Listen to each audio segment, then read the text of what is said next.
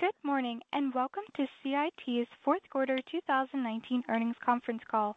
My name is Alyssa, and I will be your operator today. All participants will be in a listen-only mode. After today's presentation, there will be an opportunity to ask questions. To ask a question, you may press star then one on your touch-tone phone. To withdraw your question, please press star then two. If at any time during the call you require assistance, please press the star key followed by zero, and an operator will be happy to assist you. As a reminder, this conference call is being recorded.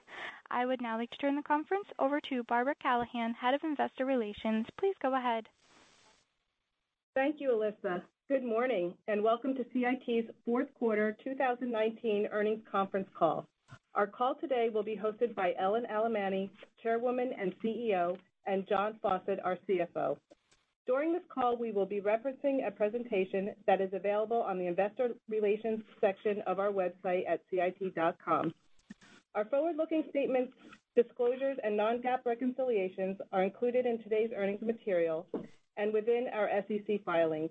These cover our presentation materials, prepared comments, and the question and answers segment of today's call.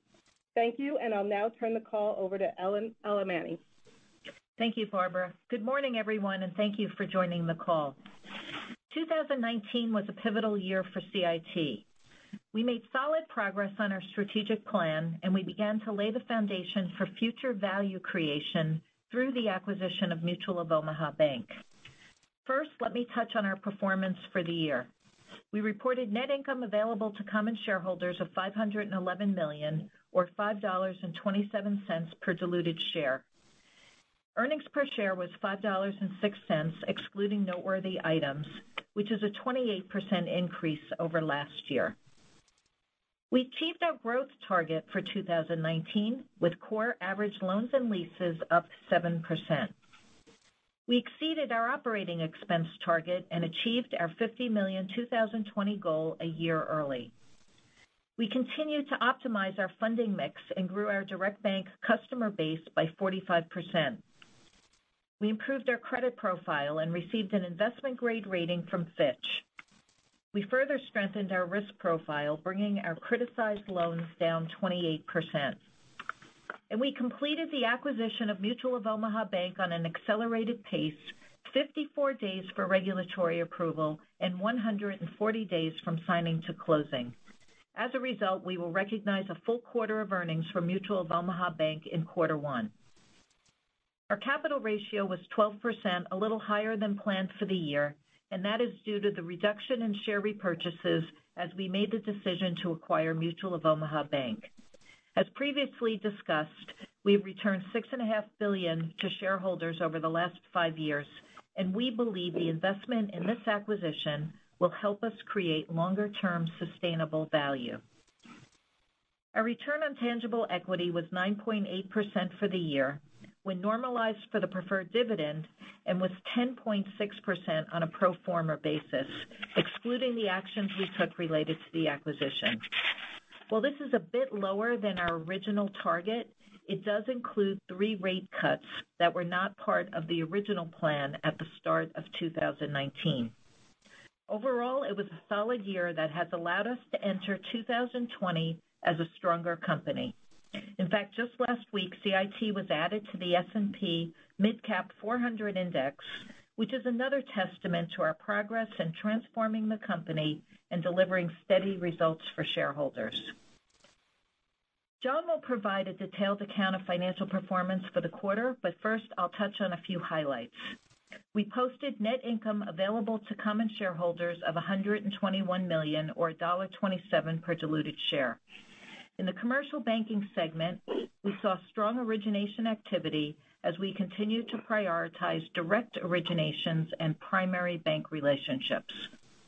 Average loans and leases were up 4% year over year in the segment, and we continue to take a disciplined approach to asset growth and balance risk-adjusted returns. Capital market fees were up 20%, and we led about 94 deals in 2019, with 78 of those being left lead or sole lead. Key drivers were deals in the healthcare and power and energy sectors, where we have leadership positions. We were number 4 in healthcare sponsored deals and number 3 in power and renewable deals in 2019. In addition, we moved up 10 spots in middle market sponsored deals to number 14. We doubled our assets under management to about $340 million. It will take some time for these vehicles to begin to meaningfully contribute to earnings, but the growth trajectory is gaining momentum. Pipelines are strong, and we're seeing good opportunities in the technology and aerospace and defense verticals, as well as our asset-backed businesses. We have added origination capacity in these areas to further enhance our presence in these markets. We continue to manage through the cycle in the rail business, and we expect the trade agreement to be beneficial to this industry. Our high-capacity fleet remains ready to respond to any increased demand, and our improvements in maintenance costs have helped to offset some of the softness in renewal rates. In the consumer banking segment, we continue to optimize deposit costs by improving our mix and delivering innovative products to customers looking for a digital banking experience. Our average deposit costs decreased 14 basis points compared to the prior quarter. Our non-maturity deposits increased to about 70% of total deposits, which has aided our optimization efforts in this part of the cycle. We have adjusted pricing in some of our leading direct bank products and continue to see strong retention levels. We launched a new e-checking product at the direct bank, which is a fully digital account that can offer customers another way to expand their relationship with CIT Bank.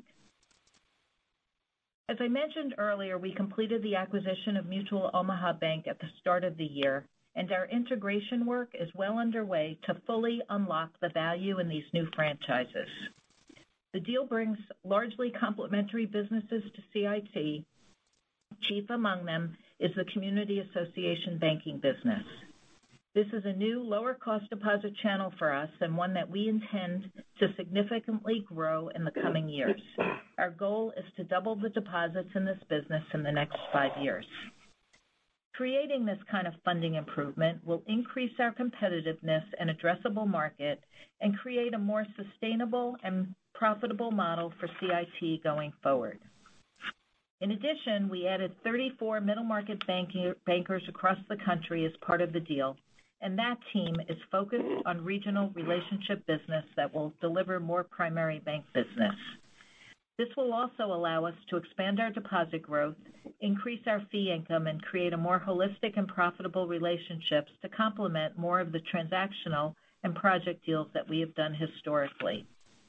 We believe these divisions, along with the efforts we already have underway in expanding our commercial banking capability, will help to accelerate our goals and enable us to build sustainable momentum over time.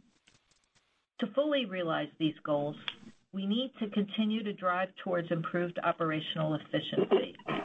Some of that will happen through the integration process, but we believe there is still an opportunity to do more.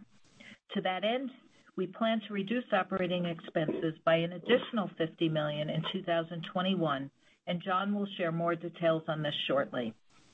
We believe this, along with our other business goals, will bring us more in line with peers.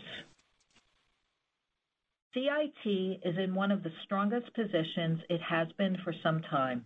We have the team and the tools to be one of the top commercial banks in the country. We're excited about the opportunities ahead and are focused on continuing to deliver for our customers and shareholders. With that, let me turn it to John. Thank you, Ellen, and good morning, everyone.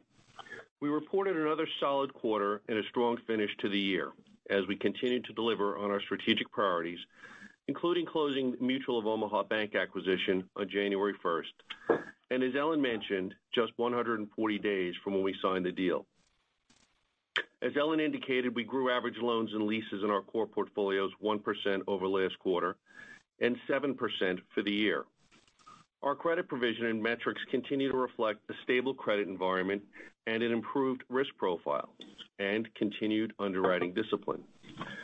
This quarter, we issued subordinated debt and preferred stock to fund a portion of the Mutual of Omaha Bank acquisition, both at very attractive levels, and we also received an investment grade rating from Fitch. The average deposit rate fell 14 basis points, as we continue to focus on optimizing costs by balancing pricing strategies and funding needs. We reduced 2019 operating expenses by $52 million after adjusting for noteworthy items, lease accounting changes, and costs associated with Mutual of Omaha Bank, exceeding our $50 million expense reduction target a full year ahead of schedule. We grew earnings per share 46% for the full year 2019, and excluding noteworthy items, it grew by 28% to $5.06. We grew tangible book value per share 11% this year to $56.77, and we continue to improve our return on tangible common equity. In the fourth quarter, we posted a return on tangible common equity just under 10% after normalizing for the semi-annual Series A preferred dividend. If you also adjust for the additional costs incurred and the buildup of capital in support of the Mutual of Omaha Bank acquisition, our fourth quarter return on tangible common equity would have been 10.6%. While short of our original 11% target, reflecting the impact of 3 unbudgeted cuts in 2019, it highlights continued improvement over the 10.1% we posted in the fourth quarter of last year, excluding noteworthy items. I will now discuss the fourth quarter results. There were no noteworthy items this quarter. However, I will refer to our comparative results excluding noteworthy items in prior periods unless otherwise noted. Turning to slide 8 of the presentation, net finance revenue declined modestly from the prior quarter, primarily driven by lower interest income from lower market rates on our floating rate loans, interest-bearing cash, and investment securities. Net operating lease revenues benefited from higher rental income and lower maintenance costs this quarter, while interest costs declined, reflecting lower deposit costs and lower borrowing costs.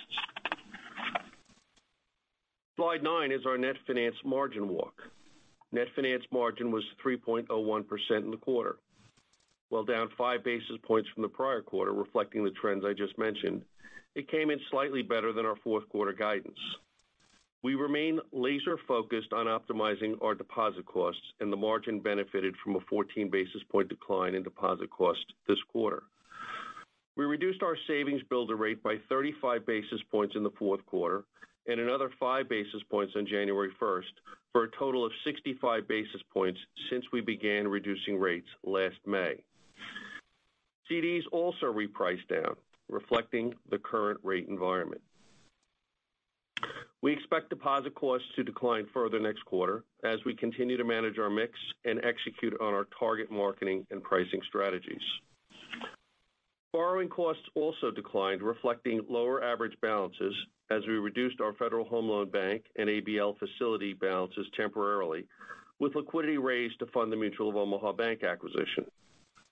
Higher prepayments and interest recoveries in commercial banking more than offset lower purchase accounting accretion this quarter. I would also mention that our rail business added a basis point to margin from lower maintenance costs and $3 million in excess mileage charges, which are generally non-recurring and difficult to predict. Turning to slide 10, other non-interest income improved $10 million compared to the prior quarter, reflecting a $9 million gain on about $50 million in book value of mortgages sold from the legacy consumer mortgage portfolio. These loans were performing, but many had been modified and had lower FICO scores. We will continue to look for opportunities to selectively prune the legacy consumer mortgage portfolio and generate similar results across 2020 as part of our portfolio risk management activities. Compared to the year-ago quarter, the increase of $19 million also reflects higher capital markets fees. We have several initiatives to improve our non-interest income. In 2019, we grew gross revenues from our capital markets and customer derivatives activities by 20%, and we expect to continue to grow these fees in 2020, including providing solutions to our new Mutual of Omaha Bank clients. Turning to slide 11, operating expenses, excluding intangible asset amortization, decreased $8 million from the prior quarter, driven mostly by lower advertising and marketing costs related to our deposit gathering activities. The current quarter also included $7 million in merger and integration costs related to the Mutual of Omaha Bank acquisition, for a total of $17 million in 2019. We ended 2019 with total operating expenses, excluding intangible asset amortization of $1.046 billion, unchanged from 2018. Operating expenses this year included $35 million in cost related to lease accounting changes and $17 million of merger and integration costs related to the Mutual of Omaha Bank transaction. Excluding these items, we reduced our cost base by $52 million compared to 2018 to $994 million, exceeding our 2020 cost reduction target 1 year ahead of time. We are committed to continuous improvement, and as Ellen just indicated, we have announced an additional $50 million in cost reductions in 2021. This is in addition to the cost synergies we will achieve with the Mutual of Omaha Bank acquisition. We have included a couple of slides in the appendix of the presentation to illustrate our progress. Slide 12 shows our consolidated average balance sheet. Average earning assets were up modestly from the prior quarter, reflecting 1% growth in core loans and leases, and modest growth in interest-bearing cash and investments, offset by the continued runoff and sale of loans from the legacy consumer mortgage portfolio. To limit negative carry from the pre-funding of the Mutual of Omaha Bank acquisition, we temporarily reduced our secured facilities during the quarter. Our year-end cash balance was elevated by $850 million and held in restricted cash ahead of the transaction close. Slide 13 provides more detail on average loans and leases by division. We continue to see good origination activity across our businesses, and pipelines are strong. In commercial banking, new business volume increased 9% over the prior quarter, although market liquidity and refinancing activity drove the highest prepayment levels we have seen in the last 4 years. We are maintaining a disciplined approach to asset growth, balancing risk-based margins and fee income opportunities as we continue to recycle capital away from lower returning, non-accretive relationships into growth areas that leverage our expertise. Commercial finance average loans and leases were relatively flat this quarter and up 7% from the year-ago quarter. While risk-adjusted spreads have remained relatively stable, the reduction in portfolio yields this quarter reflects the decline in LIBOR rates and our ongoing efforts to improve our risk profile. Growth in business capital was flat this quarter and up 6% from the year-ago quarter as we continue to outpace the industry while repositioning away from lower risk-adjusted returning sectors. New business yields in certain areas continue to be pressured from low swap rates and the competitive environment. Our advantage in technology helps us remain competitive in the current environment. Real estate finance declined modestly this quarter at 3% from a year ago, reflecting disciplined originations and elevated levels of prepayments. Portfolio yields declined this quarter as a result of lower LIBOR levels. Our rail portfolio grew this quarter as new deliveries more than offset depreciation and asset sales. Rail loadings in most industrial sectors remain under pressure, and excess capacity in the North American fleet industry continued to increase to 24% at the end of the year, up from 18% at the beginning of the year. Despite the persistent weak market environment, our rail team has been able to manage fleet utilization to 94% at year-end, and our efforts to reduce maintenance costs have offset some of the repricing weakness. Lease renewals repriced down 24% this quarter, reflecting the mix of cars renewing. For the full year, lease renewals repriced down 17%, slightly above our guidance range of 10 to 15%. We continue to see strength in tank car lease rates, while sand cars continue to show the most weakness within the freight market. We expect lease renewals on the total fleet to reprice down 10 to 15% in 2020, but we expect this to vary quarter to quarter depending upon the number and type of cars renewing. We expect the average utilization in 2020 to be in the 95% area, dipping a little in the first quarter and then improving over the rest of the year. Quality of our young, diverse fleet, our strong market position and management team, as well as our customer service, positions us well to navigate the current environment. We remain vigilant on asset readiness, and as Ellen indicated, we expect the Phase 1 trade agreement to be beneficial to this industry, and to the extent we see increased demand, we will be ready to meet that demand with ready-to-load cars. In consumer banking, average loans were flat, reflecting growth in the core business, offset by the sale of loans and continued runoff of the legacy consumer mortgage portfolio. Slide 14 highlights our average funding mix. The reduction in funding costs reflects lower deposit costs and lower borrowing costs. The lower borrowing cost primarily reflects lower average balances in our Federal Home Loan Bank and structured borrowings, particularly offset by higher unsecured borrowings. The increase in unsecured borrowings includes a full quarter impact of the $550 million in banknotes raised at the end of September at 296, and a partial quarter of $100 million of sub-debt at 4 1/8 to fund the Mutual of Omaha Bank acquisition. As I mentioned earlier, we deployed excess liquidity raised ahead of the acquisition and reduced our Federal Home Loan Bank and structured facilities to limit the negative carry. Slide 15 illustrates the deposit mix by type and channel. Overall deposit rates declined 14 basis points, reflecting a reduction in rates in our non-maturity deposits and downward CD repricing. With the closing of the Mutual of Omaha Bank transaction, we acquired approximately $4.5 billion of stable HOA deposits and $2.5 billion of commercial and retail deposits. The blended rate of the Mutual of Omaha Bank deposits will immediately reduce our current deposit cost by approximately 16 basis points. As Ellen indicated, we have a number of growth initiatives in place to meet our commitment to double the HOA deposits over the next 5 years, such as expanding into new markets, as well as increasing our share of wallet with existing relationships. Starting in the first quarter, we will add another reported deposit channel called HOA to the bottom of the chart, where you will be able to clearly be able to see our progress.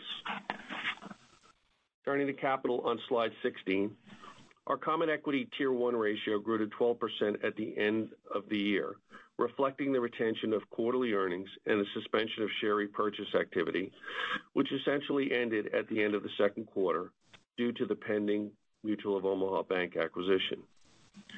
In addition, this quarter we raised $200 million of Tier 1 qualifying preferred stock and $100 million of sub-debt, which is included in Tier 2 capital, both to partially fund the Mutual of Omaha Bank transaction. Pro forma for the closing of the acquisition, including the impact of CECL, our Common Equity Tier 1 ratio is approximately 10%, the lower end of our target range of 10 to 11%. Our intention is to remain out of the market for common shares in order to increase our Common Equity Tier 1 ratio to 10.5%, the middle of our target range, and continue to pay our common dividend at the current level until that time as well. We estimate that it will take approximately 4 quarters to reach a Common Equity Tier 1 level of 10.5%, at which time we will reevaluate our target levels as well as our share repurchase and dividend payout levels. Slide 17 highlights our credit trends.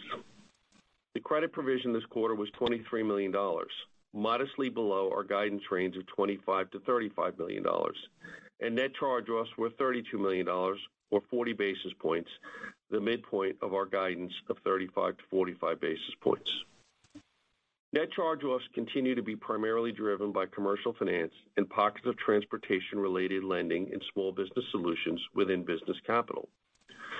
Non-accrual loans increased by $29 million and was mostly driven by a few unrelated loans in commercial finance. The majority of the non-accrual portfolio continues to be current, and we are not experiencing any notable trends in any specific industry or geographic area. New business originations reflect our continued efforts to enhance our risk profile, and as a result, continue to come in at better risk ratings than the overall risk rating of the performing portfolio. Our reserves remain stable and strong at 1.56% of total loans and 1.89% for commercial banking, and reflects about 4 times the last 12-month net charge-offs. We added $6.3 billion of loans from Mutual of Omaha Bank, and apart from approximately $80 million of energy loans that are heavily marked and classified as PCD, we expect the portfolio to perform well. We adopted CECL at the beginning of 2020. We estimate the day one impact on tangible book value from CIT's portfolio at $75 to $100 million. Based on that range, the pro forma impact to our CET1 ratio would be 15 to 21 basis points on a fully phased-in basis, although we intend to adopt the 3-year phase-in period for regulatory purposes. We're in the process of reviewing Mutual of Omaha's loan portfolio and currently estimate the capital impact of CECL adoption to be $40 to $60 million, representing the reserve on the non-PCD loans, which will flow through P&L as credit provision and reduce capital. This reserve build essentially represents a double counting of credit risk in both the purchase price and the allowance build. Because the acquisition closed on January 1st, we will incur the full impact from the Mutual of Omaha Bank's portfolio on regulatory capital in the first quarter with no opportunity to phase in. We currently estimate the total reserve increase in CIT's portfolio to be $225 million to $275 million, and the Mutual of Omaha Bank's portfolio to be an incremental $75 to $100 million, which is flat to a modest increase when compared to the reserve balance at year-end.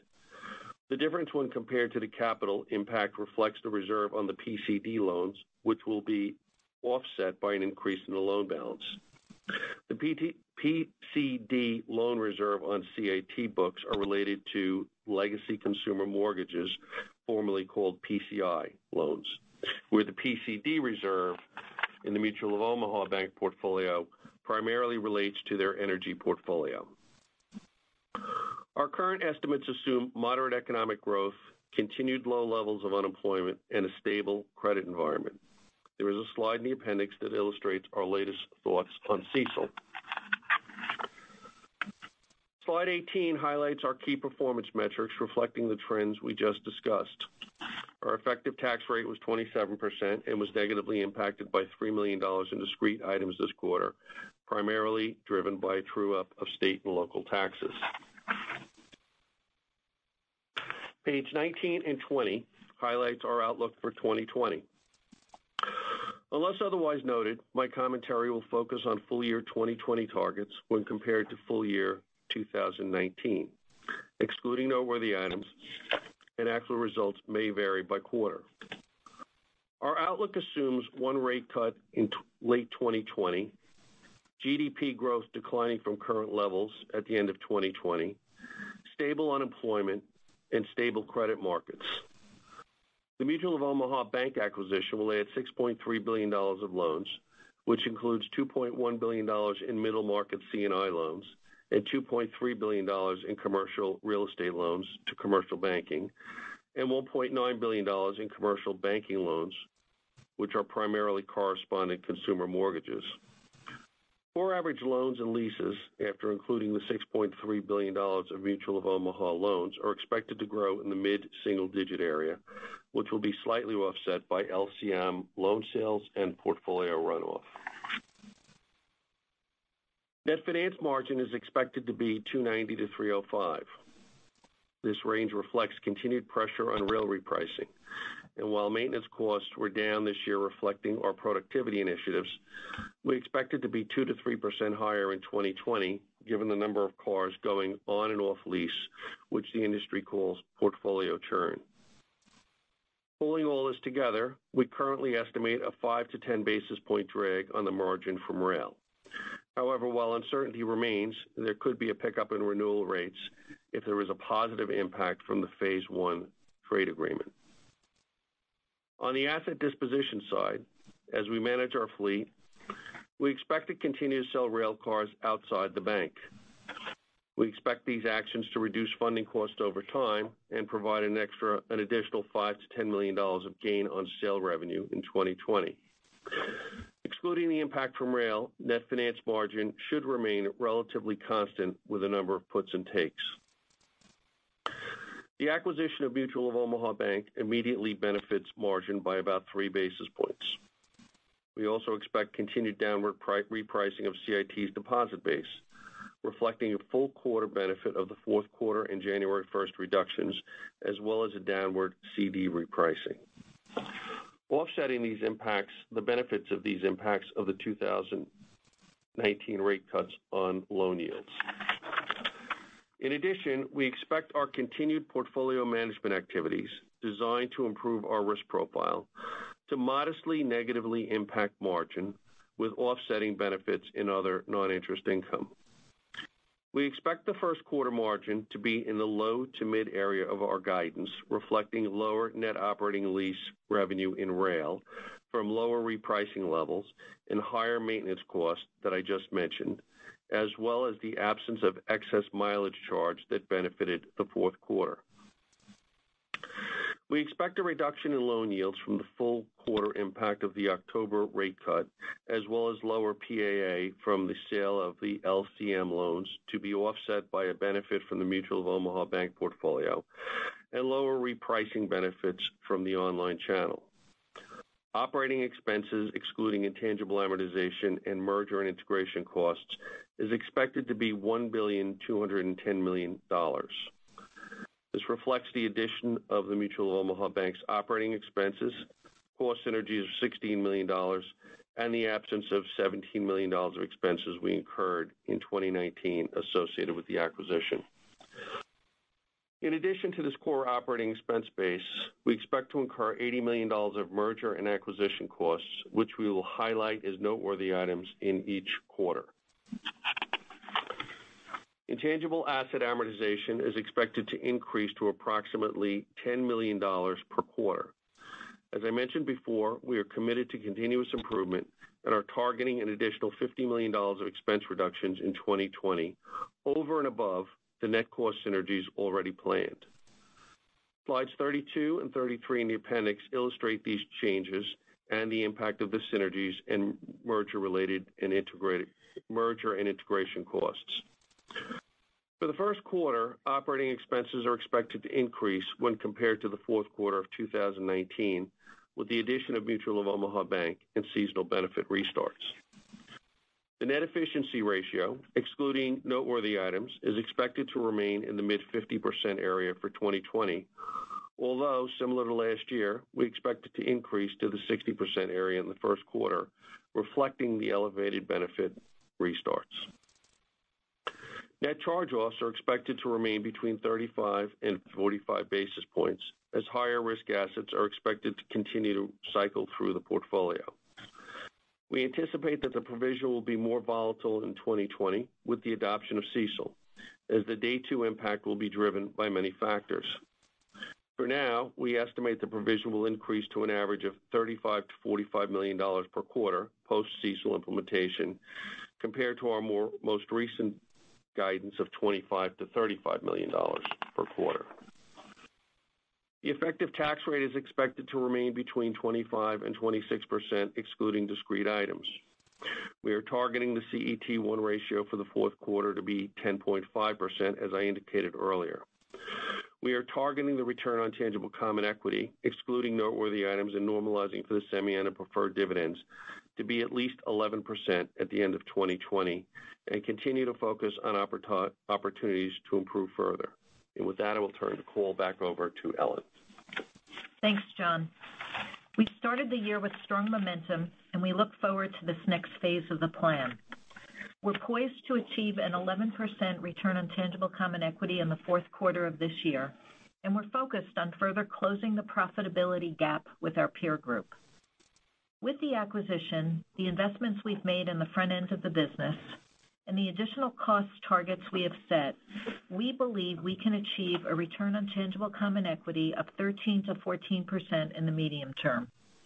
The improvement in profitability over the medium term will come mainly from lower deposit costs, additional capital optimization, improved operating efficiency, funding more of our business in the bank, and additional opportunities for fee income. We will continue to provide updates on our progress as we go through this next stage of the plan. And with that, we're happy to take your questions. Thank you. We will now begin the question and answer session. To ask a question, you may press star, then one on your touch-tone phone. If you are using a speakerphone, please pick up your handset before pressing the keys. To withdraw your question, please press star, then two. At this time, we will pause momentarily to assemble our roster. And the first question today comes from Ken Zerbe of Morgan Stanley. Please go ahead. Great, thanks. Good morning. Morning, Ken. Maybe just starting off, in terms of expenses, I just want to make sure I heard the numbers right, because I think I heard the additional $50 million of cost saves both in 2021 and 2020. I want to make sure I got the right year there.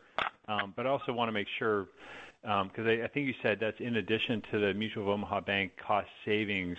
So I'm just trying to figure out what is, when we think about the core expenses x the amortization in 20 and 21, like what is the right number that we should be targeting? Thanks. Yeah, so Ken, this is John. So obviously there's two elements to this. The first is the $54 million, which is consistent with what we had guided when we announced the deal on August 13th. So that's $54 million, and that'll be realized over the course of a couple of years. And there's a slide actually in the back of the deck. I'm not exactly sure what page it is, but 32 and 33 that articulates that motion.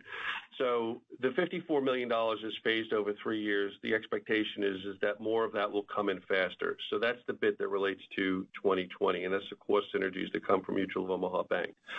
Apart from that, we've embarked on a separate program to look at larger synergies that once we actually run the place and get the whole thing together, there's another $50 million that we're signing up for, and I would say it's still early days, but $50 million, as we said last year, at least $50 million will come into 2021.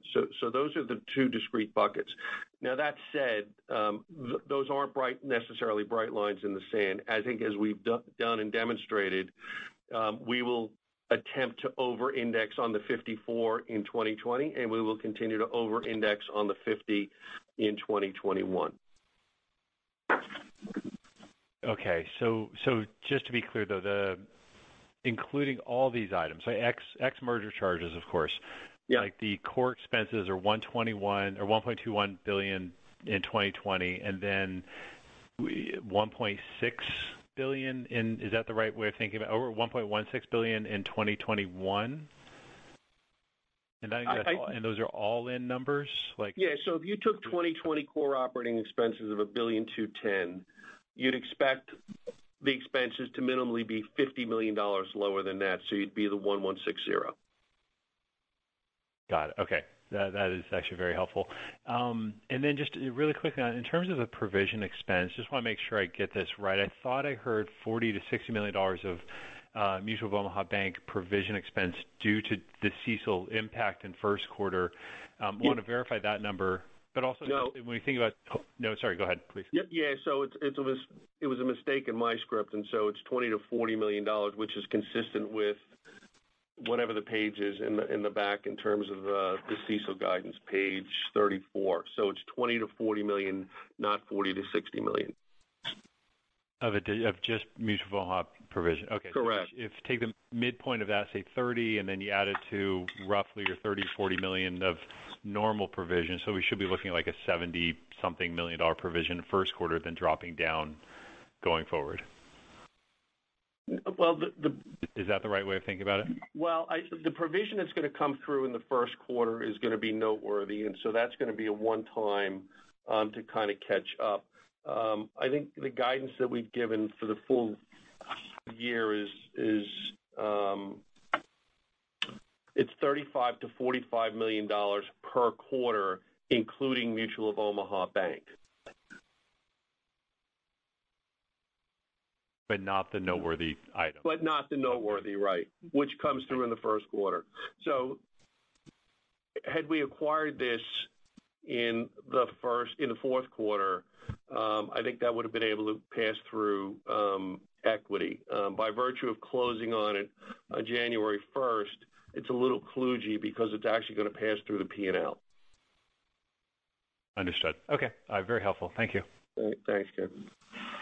The next question today comes from Moshe Orenbuch of Credit Suisse. Please go ahead.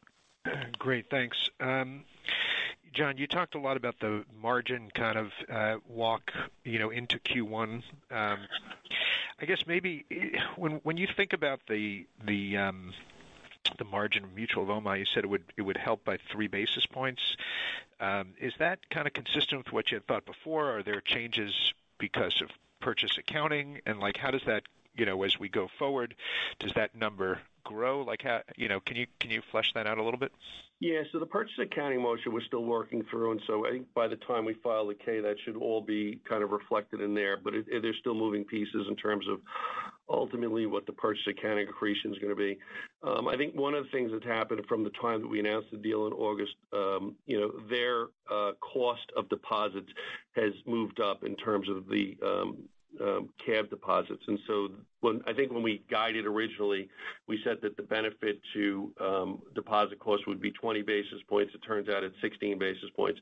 All of their lending activities are essentially floating rate. And so as LIBOR goes, so goes that book of business.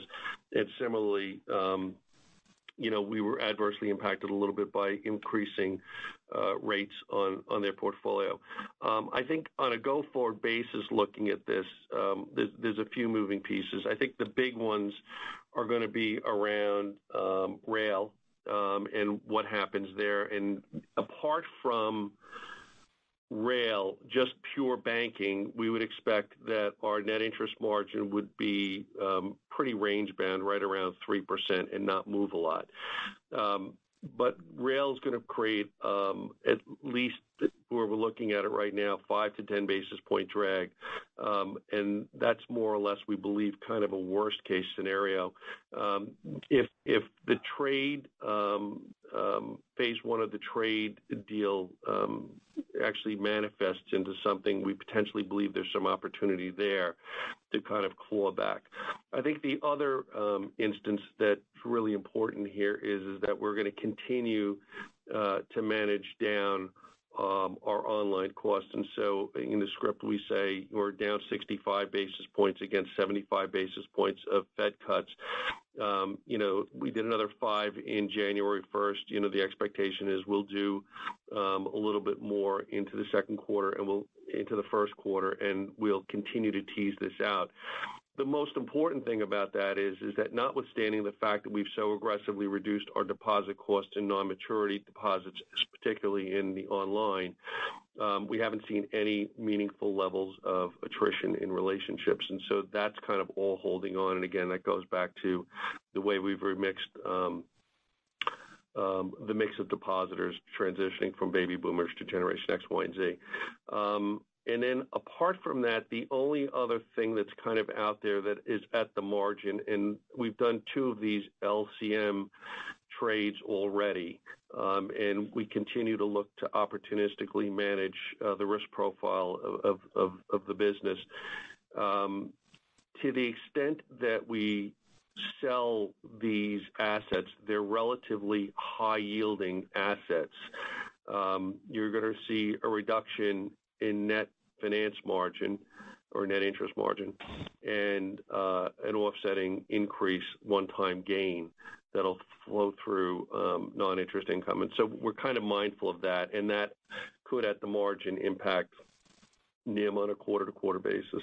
Yeah, but I just also want to add, John, that the benefit of the lower deposit cost savings that we're going to get from Mutual of Omaha Bank is really going to have an impact on helping us expand our commercial lending addressable market. And, that combined with the 34 relationship managers that we're adding, et cetera, is really going to help our addressable market and business volumes. Yeah, and I guess the last thing in terms of opportunity, we've still got that $1.8 billion in correspondent mortgages there that probably has like a mid-3 handle on it.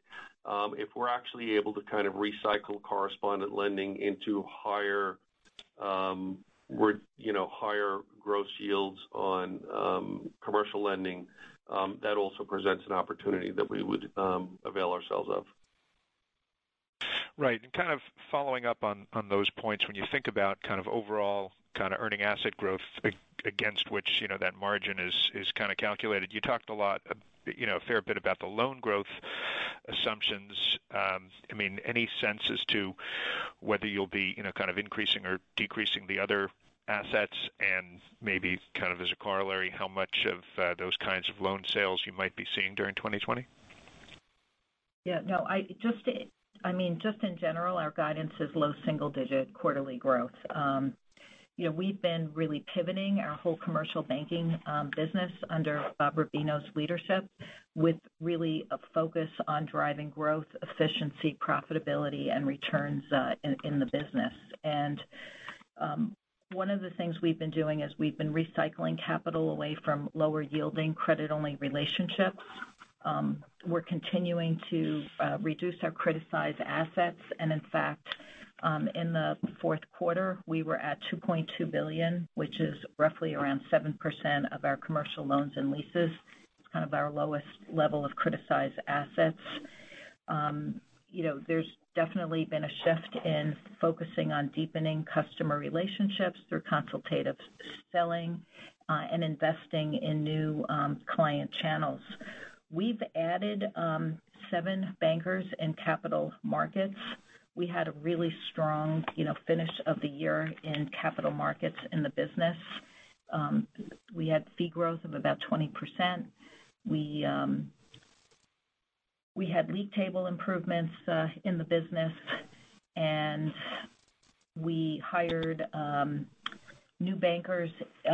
We've been investing in some of the new industry verticals in commercial banking, and we've had some good momentum there. In business capital, we added about 14 salespeople there. So we have a lot of good front-end momentum in the business. And Marcia, just to add a couple of things, the only thing where I think we're consistently looking at opportunistically is loan sales out of the legacy consumer mortgage portfolio. As we continue to look at capital and risk-weighted assets, I think we could potentially be opportunistic in other places. But just to follow on one of the points that Ellen made is, our pipelines remain very strong across all of the suite of businesses. Our fourth quarter originations were our second strongest quarter in 16 quarters, only beaten by the fourth quarter of last year. So, origination activity remains at pretty elevated levels.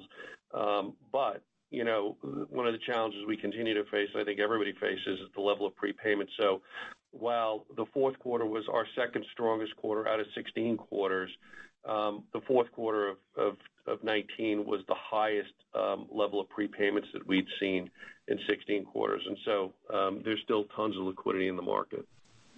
Got it. Thank you. Welcome. The next question today comes from Eric Wasserstrom of UBS. Please go ahead. Thanks very much. So, John, I hate to do this, but just looking at slide 34 on the CECL discussion. Yep. I just want to make sure I understand the capital impact component in terms of the Mutual of Omaha contribution. I guess in terms of the phase-in, is it correct that the CIT portion in that upper part of the slide is phased in, but the Mutual of Omaha portion is direct to capital in the first quarter? Is that correct? Yes, that's correct. So the $75 to $100 million that you see related to CIT is phased over 3 years on a regulatory basis, and the $20 to $40 million below related to Mutual of Omaha Bank is going to run through our P&L. Okay. In the first, and we'll present that presumably as noteworthy. Got it. Okay. And then just on the lease renewal rates that you talked about, it seemed as if there was some sort of slowing in the compression of lease renewal rates, but this guidance suggests perhaps some reacceleration, or maybe that's just my impression. But I guess the core of my question is that it seemed to be improving, and has that changed in some way? Well, so I would say that in business capital, we were flat for the quarter, but really 6% year over year. Are you talking about business capital or the rail business? Sorry, sorry, Alan, I was addressing the rail. Yeah, so on the rail business, Eric, I think we've been messaging for a couple of quarters that while tanks continue to improve, there's been some softness in the freight market. You can kind of see that in the utilization as it's kind of come down. The messaging is I think, fairly consistent with what it was last year, down 10 to 15%. But I think to the extent that there's a silver lining here, it's the benefit of the trade deal. Right. But in general, the rail fleet utilization and market rates are pressured as we're heading into the year, and the industrial production sector is continuing to slow. And we've had negative momentum in 2019. One of the things that I like to take a look at every review is rail cars in storage, and rail cars in storage is about 24%. So we are expecting declines. The renewals are being pressured in most segments in rail, but I think that we're doing a lot to manage that. And I think that the China Phase 1 trade agreement could potentially be beneficial to the business. I think the second thing about our management team is that we're really being vigilant on asset readiness, and we had started this Ready to Load program with our covered hopper cars to allow us to take some incremental deal volume last year. I think in some of our cars, we're shortening up the lease rates, and we're making a lot of operational improvements in the business, and we're continuing to drive down maintenance costs. So despite the slowdown, I think the team is doing all the right things to mitigate the slowdown in the business. Yeah, I couldn't agree more. I mean, the reality is, look, this is a very long-lived, useful life on these assets, and it goes through pretty long cycles. I mean, I think, as we've said many times before, it's a young fleet, an average life of 13 years. It's a diversified fleet that serves dozens of industries. It's a well-maintained fleet. It has a higher concentration of larger 286,000-pound GRL cars. 98% of our fleet cars that, and so to the extent that PSR is around efficiency, you can fit more stuff in a larger car. And it's a very efficient operation with a strong management team that is very service-oriented. So, we feel good about the business but it's a long-cycle business, and you just got to go with the ebbs and flows. Great. And John, if I may sneak in one last question, just with respect to the CET1 guidance that you provided, 10.5 by the end of this year, 2020. I'm just trying to think through maybe the contributing factors to that, because obviously that suggests an accretion at about 12.5 basis points a quarter, which is a bit less than what it's been in the past. And so I just want to make sure I understand sort of the puts and takes through the CET1 math over the next four quarters. Yeah, so it's going to be principally driven by earnings, but don't forget, we're going to have $80 million of integration charges that are going to go through that are going to be in the real P&L. I think if the way we model this out, I think, end of the fourth quarter, but probably even a little bit sooner than that. And it could be sooner than that, but I think we're trying to be mindful that we don't overpromise and underdeliver. So, we got it to the fourth quarter, but we feel pretty good about that. And I think the other point, Eric, that we don't have perfect visibility on is that, you have to be very mindful that as we close this transaction and actually deliver the $150 million in equity to the Mutual of Omaha parent, that we had a hard floor at 10% CET1 that we had committed to our regulators, the Fed and the OCC. And so we're very mindful of that. And, as you're trying to manage risk-weighted assets through the fourth quarter, divining originations and prepayments, which nobody's really good at, we might wind up a little bit long that 10.0 CET1 ratio. So if we could finish at 10.1-ish even. So it's going to depend a lot on the starting point and as well as the ending point. Got it. 10.1, for Jan 1, you're saying.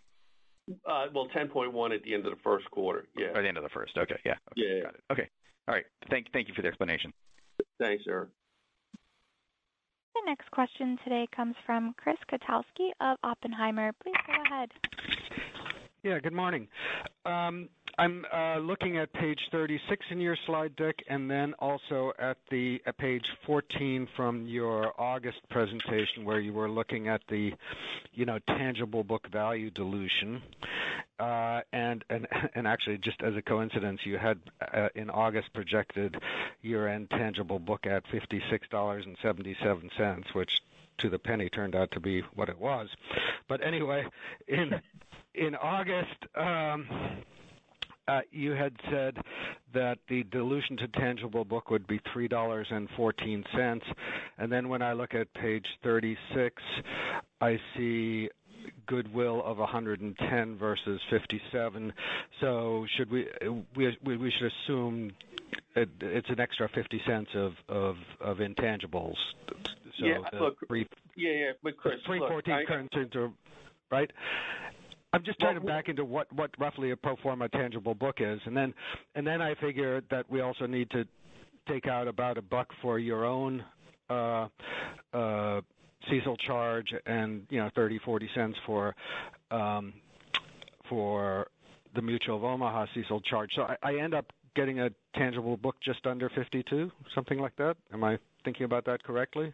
Well, I wouldn't do it just quite yet. I think there are still some moving parts. We're still working through the fair valuation work, and we'll have that. It should be available for when we submit the case. So I wouldn't get too far ahead of myself. But, I mean, the logic of your arithmetic is right. It's just a question of what the starting points are in terms of numbers. I think the other thing is that the difference between the goodwill estimate on the page, and I don't obviously have the page that you have going back to August 13th, but the difference between the 110 and the 57 that you're seeing is largely around what we had divined at the time CECL impacts would be. So that's the big difference between the 110 and the 57. We didn't have perfect visibility into it, and as we live with it, as we live with CECL and we live with their portfolio, we're obviously getting better visibility into it. Okay. And then next on the additional, the $10 million higher loan loss provision with Mutual of Omaha in it, can you break that out between, like, what is the Mutual of Omaha add to it and what is the kind of ongoing CECL impact to it? Because it just seems to me like if historically you would have, say, had a, reserve addition of 1.5% to the loan loss allowance, for $100 million of loan growth, you'd have, $1.5 million of reserve additions. Now it'll be 2%. Is that the main impact? Yeah, I don't know. It's probably something you better follow up with Barb on. Look, I think CECL remains kind of a little bit of a wild card. While we've done an extensive bit of modeling around our portfolio, I think it's still very early days in terms of what it is that we're working through on CECL as it relates to Mutual of Omaha. I think the other thing too is that I think we're pretty satisfied with all elements of what's kind of coming over with the portfolio from Mutual of Omaha Bank, with the exception of some challenges that we face in the reserve-based lending portfolio, which again, it's well marked. We understand it. It's nothing especially unique to Mutual of Omaha. It's just something that I think the market's going through, and to the extent that we're in the same space, we're seeing it in our book as well in a very modest way because we're not very much exposed to that. But more to follow. Okay. All right. That's it for me. Thank you. Thanks, Chris. Again, if you have a question, please press star, then 1. Our next question today comes from Aaron Saganovich of Citi. Please go ahead. Thank you. Alan, you had mentioned that your medium-term target for tangible common equity returned about 13 to 14%. It's a pretty big improvement relative to where the target is for the end of 2020. You mentioned some of the things that would be driving that, but is there anything in particular that would be, more notable? Is it expected scale of the business, growing the loans, more cost efficiency? I'm just trying to see how we can get to 200 to 300 basis points. And then, I guess, what do you refer to as medium term? Is that 3 years? Is that 5 years? Yeah. So we refer to medium term as 3 years, and I think one of the nice parts about coming out with this new guidance is that it's coming from all over the company. I think that CIT right now is the best positioned that we've ever been, and we talked about the pivot. We had been through a couple of years where we were just shrinking the company, et cetera, and I think with the Mutual of Omaha transaction and a lot of the investments we've made in the business, we've pivoted. We have leading market positions in most of our core businesses, and with the acquisition of Mutual, we're getting the number one HOA business, so we add another business to that chart. We have a stronger balance sheet with improved risk profile. Our criticized are the lowest level it's ever been at the company. We've got a great management team. We've added a lot of talent in commercial banking this past year, and this team can execute. We completed the deal in record time, 53 days regulatory approval. I don't think any deal's been approved as quickly by the regulators, and 140 days from signing to closing. I mean, we still have a lot of work to do because don't forget that we have to separate from the parent. So it's not just a normal deal where it's an acquisition, it's a separation, and then it's an integration. And, and we're getting the 34 banking teams that really helps us expand our middle market banking franchise. So we've got a lot of momentum at the company. I think the key levers that we have to get to this medium-term target is reductions in OpEx. This was the first acquisition this management team is doing. I think the team was very conservative, and as John said, we're trying to expedite some of the saves from the transaction. We're working on getting factoring and more assets into the bank, which will be funded more efficiently. There's a lot of emphasis on fee income initiatives and this whole shift in primary bank strategy, leading bank deals, selling treasury management. We're recycling capital away from lower yielding relationships. We're continuing the work to optimize deposit costs, and now with the cab deposits, that's going to take some pressure away from, even though the online bank's going to still stay our primary deposit channel, it's going to take away pressure from the online channel. And then lastly, we're hoping that we're going to be able to lower our capital rates from improvement in our risk profile at the company, and then through share repurchase. So we're really optimistic about absent any major market conditions, we're very optimistic about our future. Great. Thank you. Next question today comes from Brian Klock of KBW. Please go ahead. Hey, good morning, Alan and John. Hey, Brian. Hi, Brian. I'm wondering if I could just follow up a little bit on some of the guidance around average earning asset growth, I guess pro forma. I know you gave guidance specifically around the core average loan growth and then adding in, the acquired assets from Mutual of Omaha. I guess if I think about, should I think about, I say a starting point of like, what you had $46.5 billion of average earning assets in the fourth quarter, and you add about, $8.1 billion of earning assets coming from Mutual of Omaha. And so call it 54.6. Should that be something that's like a low single-digit growth throughout the year because you got some of the runoff in the non-core portfolio?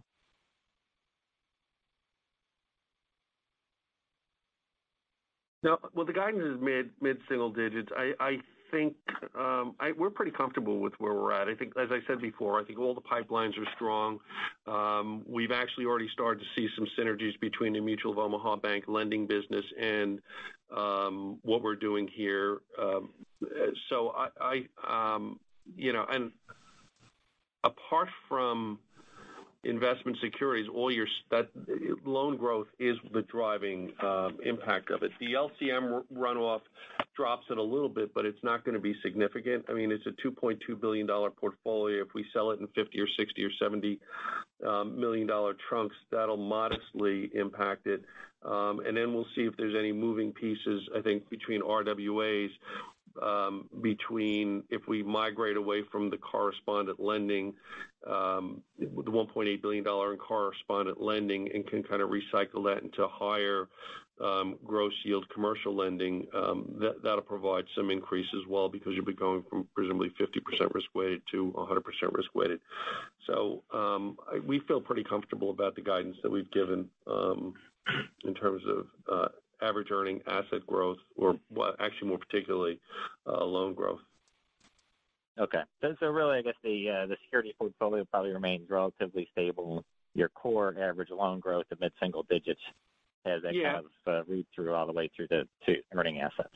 Yeah, the securities portfolio is not going to appreciably change. It's HQLA, and I think we're always looking for opportunities to be mindful of liquidity, but at the same time, being efficient with the use of the balance sheet and putting dollars where we can generate a more substantial return. Got it. All right, that's helpful. Thanks, John. Thanks for your time. Okay, thanks, Brian. Okay. This concludes our question and answer session. I would like to turn the conference back over to management for any closing remarks. Great. Thank you, everyone, for joining this morning. If you have any follow-up questions, please feel free to contact the Investor Relations team. You can find our contact information along with other information on CIT at CIT.com. Thank you again for your time, and have a great day. The conference is now concluded. Thank you for attending today's presentation. You may now disconnect.